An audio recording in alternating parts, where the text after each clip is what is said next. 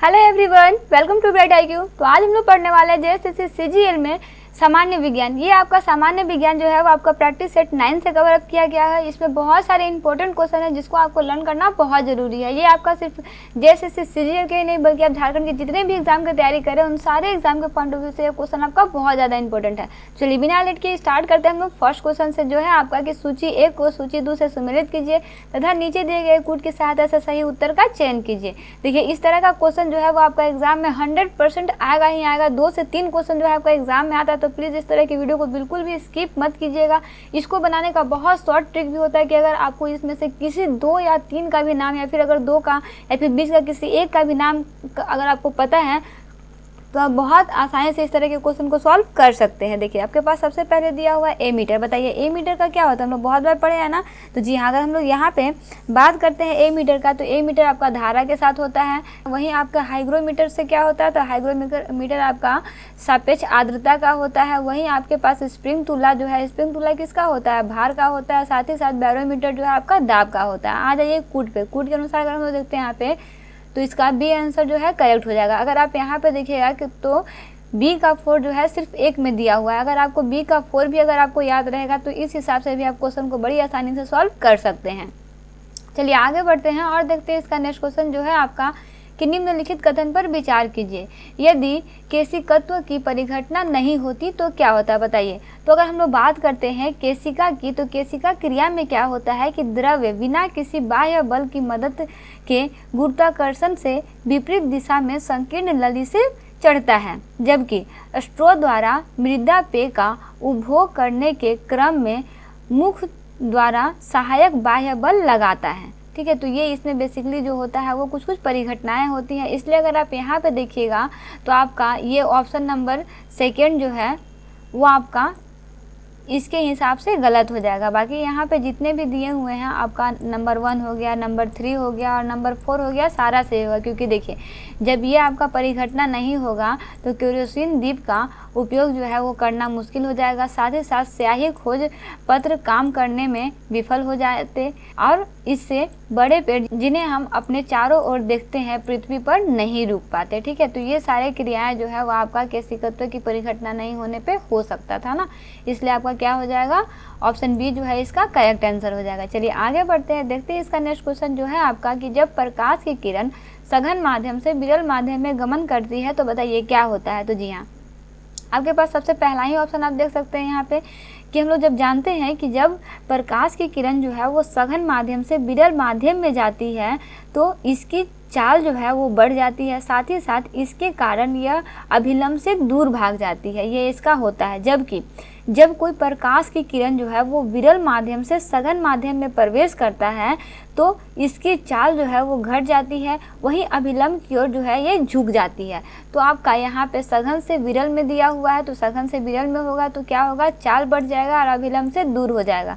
साथ ही साथ अगर आपके पास विरल से सघन में दिया रहता तो क्या होता, तो जी हाँ, अगर विरल से सघन में दिया रहता तो क्या होता है कि ये आपका घट जाता और अभिलंब की ओर झुक जाता ना। तो इसे आप याद रखिएगा। वहीं आगे बढ़ते हैं, देखते हैं इसका नेक्स्ट क्वेश्चन जो है आपका कि दूरदृष्टि दोष वाले व्यक्ति के विषय में निम्नलिखित कथन में से कौन सा है जो आपका सही नहीं है। तो देखिए अगर हम लोग बात करते हैं दूरदृष्टि दोष से पीड़ित व्यक्ति की, तो देखिए उनमें क्या होता है कि निकट की वस्तुओं पर दृष्टि संकेंद्रित करने में परेशानी होती है और इस दोष को ठीक करने के लिए उत्तल लेंस का प्रयोग जो है वो किया जाता है। अगर आप यहाँ पे ऑप्शन नंबर सी में देखोगे तो क्या दिया हुआ है कि निकट के पिंडों का प्रतिबिंब रेटिना के पीछे फोकस होता है। जी नहीं, ऐसा नहीं होता। इसलिए आपका ये जो है आपका कथन सही नहीं होगा, इसलिए आपका करेक्ट आंसर हो जाएगा ना। वहीं आगे बढ़ते हैं, देखते हैं इसका नेक्स्ट क्वेश्चन जो है आपका कि एक्सोबायोलॉजी में निम्नलिखित में से किसका अध्ययन किया जाता है, बताइए। तो जी हाँ, अगर हम लोग बात करते हैं एक्सोबायोलॉजी की तो आप इसमें एक चीज़ याद रखिएगा कि आपका एक्सोबायोलॉजी जो है ना वो आपका जीव विज्ञान की एक शाखा है, जिसमें हम लोग क्या करते हैं कि पृथ्वी के बाह्य जीवन की खोज और जीवित जीवों पर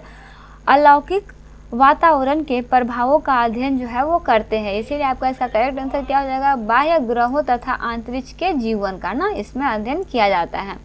वही नेक्स्ट क्वेश्चन है आपके पास कि निम्न में से कौन कौन से अर्धचालक हैं। आपके पास यहाँ पे जो दिया हुआ है आपको बताना है कि इसमें कौन सा अर्धचालक है। तो देखिए अगर हम लोग बात करते हैं अर्धचालक की, तो अर्धचालक युक्तियों के निर्माण में पहले आपका जर्मेनियम का प्रयोग व्यापक था, किंतु उसका उष्ण अति संवेदनशीलता के कारण सिलिकॉन का अब सबसे अधिक उपयोग जो है वो किया जाता है। इसलिए आपका ये दोनों हो जाएगा। पहला में क्या हो जाएगा, तो जी हाँ पहला में आपका जर्मेनियम हो जाएगा और दूसरा में आपका क्या हो जाएगा, तो जी हाँ दूसरा में आपका सिलिकॉन हो जाएगा। दैट मीन्स आपका 1 और 4 जो है इसका सही है, ऑप्शन सी इसका करेक्ट आंसर हो जाएगा, है ना। चलिए आगे बढ़ते हैं और देखते हैं आप इसका नेक्स्ट क्वेश्चन जो है आपका कि सूची 1 को सूची 2 से सुमेलित कीजिए तथा नीचे दिए गए कूट की सहायता से सही उत्तर का चयन कीजिए। देखिए आपके पास सबसे पहले दिया हुआ है हाईटेक सिटी। हाईटेक सिटी कौन सा है, तो जी हाँ हाईटेक सिटी आपका हो जाएगा हैदराबाद। साथ ही साथ साइंस सिटी किसको बोला जाता है, तो साइंस सिटी जो है वो आपका कोलकाता को बोला जाता है। रॉकेट प्रशिक्षण केंद्र किसको बोला जाता है, तो वह है आपका थुम्बा। थुम्बा को बेसिकली क्या बोला जाता है, तो ये आपका तिरुवनंतपुरम भी होता है ना। वही नेक्स्ट है आपके पास ही केंद्रीय औषधि अनुसंधान संस्था, ये आपका कहाँ है, तो जी हाँ ये आपका लखनऊ में है ना। आ जाइए कूट पे, तो कूट के अनुसार क्या हो जाएगा, तो जी हाँ आपका सी ऑप्शन जो है इसका करेक्ट हो जाएगा। पीछे से अगर देखिएगा तो डी का 1 जो है सिर्फ 1 में दिया हुआ है। इस हिसाब से भी अगर आपको 1 का भी आंसर पता हो तो बड़ी आसानी से आप क्वेश्चन को सॉल्व कर सकते हैं ना। तो चलिए आगे बढ़ते हैं और देखते हैं इसका और भी महत्वपूर्ण क्वेश्चन जो है आपका कि क्रोमेटोग्राफी की तकनीक का प्रयोग किया जाता है। बताइए किस लिए किया जाता है, तो जी हाँ अगर हम लोग बात करते हैं क्रोमेटोग्राफी तकनीकी की, तो आप इसमें याद रखिएगा कि आपका क्रोमेटोग्राफी जो होता है ना वो आपका रंगीन रसायनों के मिश्रण को अलग करने की एक रासायनिक तकनीकी होती है। इसलिए आपका एक मिश्रण से पदार्थ को अलग करने में यहाँ पे होगा ना, यहाँ पे से होता है ना, यहाँ पे सिर्फ स दिया हुआ, लेकिन यहाँ पे क्या होता है एक मिश्रण से पदार्थों को अलग करने में होता है ना। वही नेक्स्ट क्वेश्चन है आपके पास कि निम्नलिखित में से कौन सा एक सुमेलित नहीं है। सुमेलित नहीं अगर बात करते हैं तो देखिए जिंक का क्या होता है, तो जिंक का आपका कैलोमाइन होता है, जी हाँ बिल्कुल होता है। वहीं अगर हम लोग बात करते हैं यहाँ पे कॉपर का, तो कॉपर का आपका क्या होता है, तो कॉपर का आपका सिनेबार नहीं बल्कि कॉपर का आपका क्या होता है, तो वो आपका क्यूप्राइट होता है ना। इसलिए आपका ये सही हो जाएगा कि आपका सुमेलित नहीं है। वहीं अगर हम लोग बात करते हैं आयरन का, तो आयरन का हेमेटाइट होता है, साथ ही साथ एल्यूमिनियम का बॉक्साइड होता है। तो आ जाइए अब इसका सिलेमार पे। अगर हम लोग बात करते हैं सिनेबार का, तो आपका पारा का जो है वो आपका सिनेबार होता है ना। किसका सिनेबार होता है, तो वो आपका पारा का सिनेबार होता है, याद रखिएगा ना। वहीं आगे बढ़ते हैं देखते हैं इसका नेक्स्ट क्वेश्चन जो है आपका कि निम्नलिखित कथन पर विचार कीजिए। विचार में क्या करना है कि कांच पर उत्कीर्ण किया या खरोचा जा सकता है। बताइए, तो अगर हम लोग बात करते हैं हीरा और हाइड्रोफ्लोरिक अम्ल की, तो हीरा और हाइड्रोफ्लोरिक अम्ल का प्रयोग जो है वो कांच को काटने या उस पर उत्कीर्ण करने या फिर खरोचने के लिए होता है। तो क्या हो जाएगा, हाइड्रोक्लोरिक अम्ल और आपका हीरा हो जाएगा ना। यानी आपका 1 और 2 जो है यानी ऑप्शन सी जो है इसका करेक्ट आंसर हो जाएगा। ठीक है, आगे बढ़ते देखते हैं इसका नेक्स्ट क्वेश्चन जो है आपका कि लिक्विड पेट्रोलियम गैस एलपीजी का मुख्य अवयव। बताइए इसका मुख्य अवयव क्या होता है, तो जी हाँ अगर हम लोग बात करते हैं एलपीजी का, तो याद रखिएगा कि तरलीकृत पेट्रोलियम गैस का मुख्य अवयव जो है वो आपका प्रोपेन, ब्यूटेन तथा इथेन होता है ना। यानी कि ऑप्शन सी इसका जो है आपका करेक्ट आंसर हो जाएगा। ठीक है, कौन सा, ऑप्शन सी करेक्ट आंसर हो जाएगा ना। चलिए अगर इसमें हम लोग देखते हैं तो इसमें याद रखिएगा कि ये आपका हाइड्रोकार्बन गैस का एक ज्वलनशील मिश्रण होता है, साथ ही साथ इसे ईंधन के रूप में प्रयोग जो है वो किया जाता है, इसे याद रखिएगा। वहीं आगे बढ़ते हैं और देखते हैं इसका नेक्स्ट क्वेश्चन जो है आपका कि सूची 1 को सूची 2 से सुमेलित कीजिए तथा नीचे दिए गए कूट की सहायता से सही उत्तर का चयन कीजिए। बहुत इजी क्वेश्चन है यहाँ पे। वाशिंग सोडा का रासायनिक नाम क्या होता है, तो जी हाँ वाशिंग सोडा का आपका होता है सोडियम कार्बोनेट। क्या होता है, सोडियम कार्बोनेट होता है। वहीं आपके पास कास्टिक सोडा का क्या होता है, तो जी हाँ कास्टिक सोडा का आपका होता है सोडियम हाइड्रोक्साइड होता है। और आपका नीला थोथा का क्या होता है, तो जी हाँ कॉपर सल्फेट। क्या होता है, कॉपर सल्फेट होता है। लास्ट आपका बच गया हाइपो। हाइपो का क्या हो जाए, तो ये हो जाएगा आपका सोडियम थायोसल्फेट ना। दैट मीन्स कूट के अनुसार आ जाइए, तो जी हाँ अगर हम यहाँ पे देखेंगे तो आपका सी ऑप्शन जो है इसका करेक्ट आंसर हो जाएगा ना। चलिए आगे बढ़ते हैं और देखते हैं इसका नेक्स्ट क्वेश्चन जो है आपका कि निम्नलिखित में से कौन सा एक कीट नहीं है। बताइए कीट है नहीं, कीट नहीं है आपको बताना है ना। तो देखिए अगर हम लोग कीट की बात करते हैं तो इसमें आप याद रखिएगा कि आपका मकड़ी जो है वो आपका कीट नहीं है। बाकी सब कीट है लेकिन ये मकड़ी जो है वो कीट नहीं है। मकड़ी वर्ग जो है वो आपका एलेक्नेडा तथा क्रम एरेनी का एक जंतु होता है ना, इसे याद रखिएगा। वही नेक्स्ट क्वेश्चन है आपके पास कि प्रोटीन संश्लेषण में निम्न कोशिकांगों में से किनकी भूमिका सबसे महत्वपूर्ण होती है। बताइए किनकी महत्वपूर्ण भूमिका होती है, तो जी हाँ अगर हम लोग यहाँ पे बात करते हैं तो इसमें आप याद रखिएगा कि कोशिका के प्रोटीन संश्लेषण में अंतःद्रव्य जालिका और आपका राइबोसोम की प्रमुख भूमिका होती है ना। दैट मीन्स इसका बी ऑप्शन जो है आपका करेक्ट आंसर हो जाएगा। वही नेक्स्ट क्वेश्चन है आपके पास कि शल्य क्रिया में ऑर्थोप्लास्टिक क्या होता है बताइए। तो जी हाँ, अगर हम लोग बात करते हैं शल्य क्रिया की, तो शल्य क्रिया में ऑर्थोप्लास्टिक जो है वो आपका कूल्हे के जोड़ का प्रतिस्थापन है। क्या है? कूल्हे के जोड़ का प्रतिस्थापन है ना। दैट मीन्स इसका डी ऑप्शन जो है आपका करेक्ट आंसर हो जाएगा। तो देखिए, अगर हम लोग बात करते हैं ऑर्थोप्लास्टी का ना, ऑर्थोप्लास्टी का शाब्दिक अर्थ जो है वो आपका जोड़ के निर्माण से है, जिसका उद्देश्य दर्द से छुटकारा दिलाना और चलने की क्षमता को ठीक करना है। वही नेक्स्ट क्वेश्चन है आपके पास कि 10 दिन से अधिक दिन तक उपवास करने पर लीवर पर क्या प्रभाव पड़ता है। तो जी हाँ, अगर 10 दिन से ज़्यादा उपवास की जाए तो ऐसी स्थिति में लीवर में ग्लूकोज का स्तर जो है वो कम हो जाता है। दैट मीन्स ऑप्शन ए जो है इसका करेक्ट आंसर हो जाएगा ना।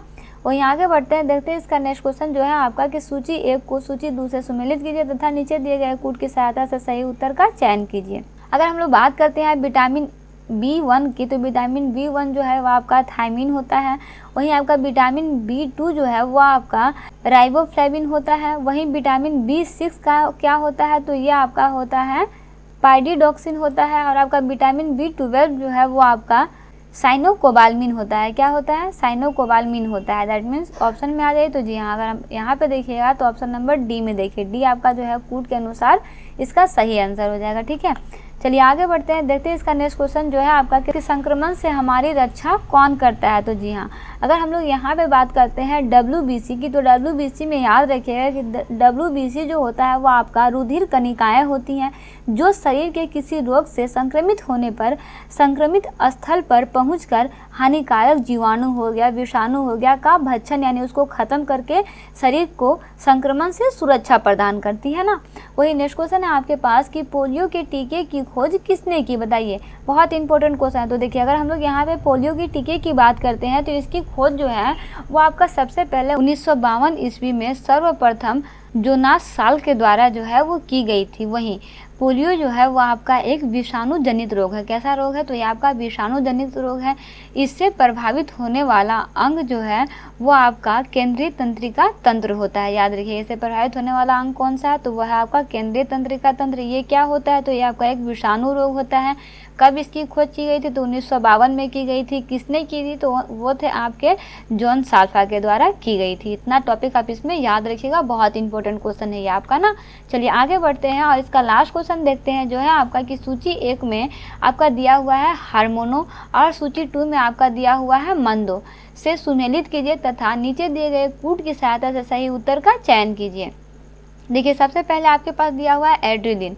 एड्रेलिन का क्या होता है? तो ये आपका हो जाएगा क्रोध, भय और खतरा का।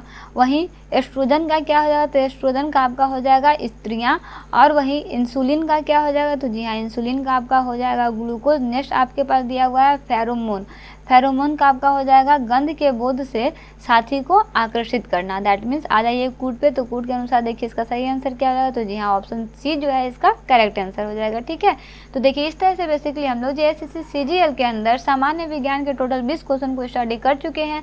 ये आपका प्रैक्टिस सेट पेपर 9 से कवर अप किया गया है। सारा क्वेश्चन आपका एग्जाम पॉइंट ऑफ व्यू से बहुत ज़्यादा इंपॉर्टेंट है। सारे क्वेश्चन को प्रैक्टिस करते रहिए। क्वेश्चन में कोई भी प्रॉब्लम हो, किसी तरह का और भी कोई रिलेवेंट कंटेंट चाहिए तो प्लीज़ उसके लिए कमेंट बॉक्स में कमेंट जरूर कीजिएगा। मिलते हैं नेक्स्ट वीडियो में एक इंपॉर्टेंट पार्ट, एक इंपॉर्टेंट टॉपिक के साथ। Thanks for watching, like share and subscribe bright IQ।